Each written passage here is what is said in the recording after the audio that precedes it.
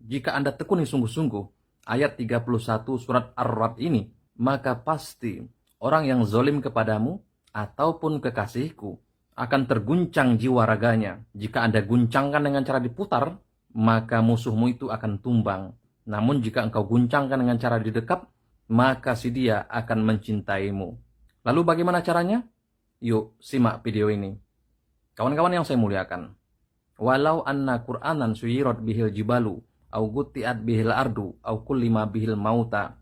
Banyak orang yang mengatakan bahwa jika ingin menumbangkan musuh atau orang-orang yang zalim kepadamu, serta merta bisa juga digunakan sebagai wasilah untuk memanggil kekasih hati, ayat itu dibaca dalam jumlah tertentu. Ini meleset jauh sebenarnya kawan-kawan. Hampir 1 juta orang kena prank dengan sugesti seperti itu. Lalu kalau bukan ayat itu yang dibaca, ayat mana lagi yang harus diamalkan? Surat Ar-Ra'd ayat 31 itu sendiri telah memberitahukan kepada kita yang bisa mengguncangkan gunung-gunung, yang bisa membelah bumi menjadi 2, yang bisa membuat orang yang sudah mati dapat berbicara, ialah Al-Quran. Bukanlah ayat sebelum kalimat Al-Quran itu. Ayat sebelum Al-Quran itu hanya menjelaskan bahwa yang bernama Al-Quran itulah yang bisa mengguncangkan gunung-gunung, yang bisa membelah bumi menjadi 2, yang bisa membuat orang yang sudah mati berbicara. Benar-benar hanya lafaz Al-Quran, bukan lafaz walau anna Qur'anan suyirat bihil jibalu au gutihat bihil ardu, dan seterusnya. Lalu apakah mungkin hanya dengan menyebut satu kalimat Al-Quran saja, maka orang yang zalim kepadamu akan tumbang? Kekasih yang jauh dari pelupuk matamu bisa mendekap dengan penuh kasih sayang kepadamu? Kawan-kawan yang saya muliakan, mungkin Anda belum tahu bahwa ada 5 huruf yang menjadi syarat daripada lafaz Al-Quran itu. Ada sebagian ulama mengatakan 6 huruf. Huruf yang pertama adalah alif. Alif itu adalah Allah. Huruf kedua adalah lam. Lam itu adalah nama seluruh malaikat. Dan 3 huruf atau 4 huruf di belakangnya itu adalah asal-usul nama dari semua yang bernama di alam semesta ini.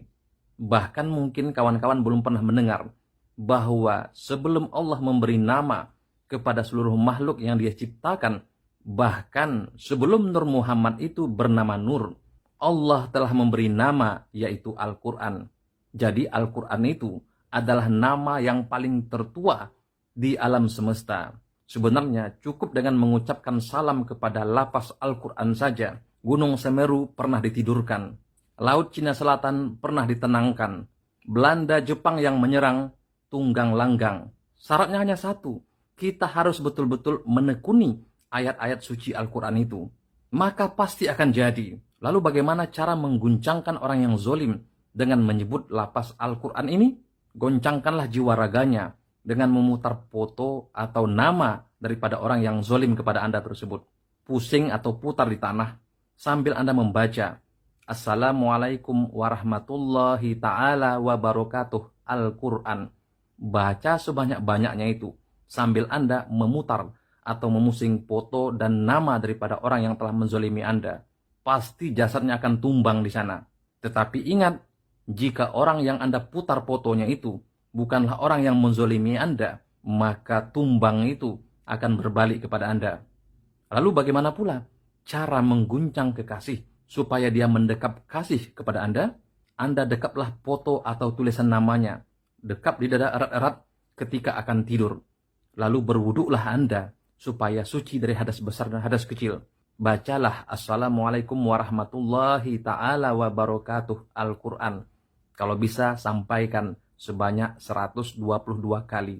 Lalu dekaplah foto itu sampai tertidur. Niscaya jiwa raganya, saraf-sarafnya, kasih sahwatnya yang telah Anda dekap dan digoncangkan oleh Al-Quran. Kata surat Ar-Ra'd ayat 31 tadi. Niscaya esok hari insya Allah Anda akan berjodoh dengannya. Wallahu alam bisawab. Minta ampun maaf jika tersilap kata, tersilap lidah.